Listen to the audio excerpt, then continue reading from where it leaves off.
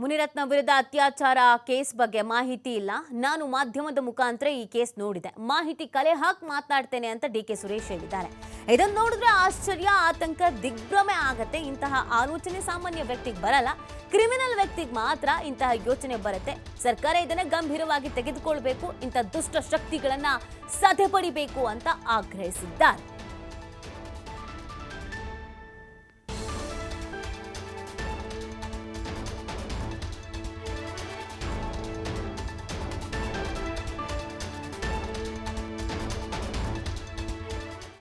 ನಾನು ಇವತ್ತು ಎಲ್ಲ ವಿಚಾರಗಳನ್ನು ಸಂಪೂರ್ಣವಾದಂಥ ಮಾಹಿತಿಯನ್ನು ಕಲೆ ಹಾಕಿ ಮಾತನಾಡ್ತೀನಿ. ಕೆಲವೊಂದು ವಿಚಾರಗಳು ಗಮನಿಸಿದಾಗ ಕೆಲವು ಮಾಧ್ಯಮದಲ್ಲೇನು ಸ್ಟಿಂಗ್ ಆಪರೇಷನ್ ಮುಖಾಂತರ ಏನೋ ಮಾಡಿ ಬಂದಿದೆ, ಅದನ್ನು ನೋಡಿದಾಗ ಬಹುಶಃ ಆಶ್ಚರ್ಯನೂ ಆಗ್ತದೆ, ದಿಗ್ಭ್ರಮೆನೂ ಆಗ್ತದೆ, ಭಯನೂ ಆಗ್ತದೆ.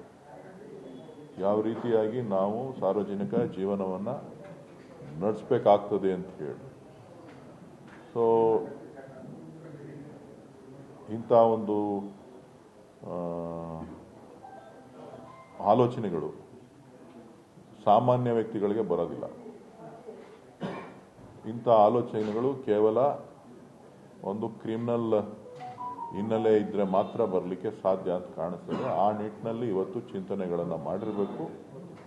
ಸರ್ಕಾರ ಇದ್ರ ಬಗ್ಗೆ ಗಂಭೀರವಾಗಿ ಆಲೋಚನೆಯನ್ನು ಮಾಡಬೇಕು ಅಂಥೇಳಿ ನಾನು ತಮ್ಮ ಮುಖಾಂತರ ಸರ್ಕಾರವನ್ನು ಮತ್ತು ತಮ್ಮನ್ನು ಕೂಡ ನಾನು ಕೇಳೋದಿಷ್ಟೇ.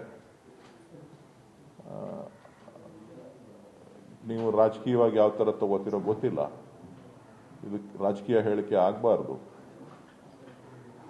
ಎಲ್ಲ ಪಕ್ಷದಲ್ಲೂ ಎಲ್ಲ ನಾಯಕರುಗಳಿಗೂ ಕೂಡ ಇಂಥದ್ದೇ ಪರಿಸ್ಥಿತಿಗಳು, ಚಿಂತನೆಗಳು ಶುರು ಆಯಿತು ಅಂತ ಅಂದರೆ ಭಾಳ ಕಷ್ಟ ಆಗುತ್ತೆ. ಸೊ ಅದನ್ನು ಇಂಥ ಶಕ್ತಿಗಳನ್ನು ಸದೆಬಡಲಿಕ್ಕೆ ನಿಮ್ಮಗಳ ಕೆಲಸನೂ ಕೂಡ, ನಿಮ್ಮಗಳ ಮಾರ್ಗದರ್ಶನವೂ ಕೂಡ ಭಾಳ ಮುಖ್ಯ ಅಂಥೇಳಿ ನಾನು ಭಾವಿಸಿದ್ದೇನೆ.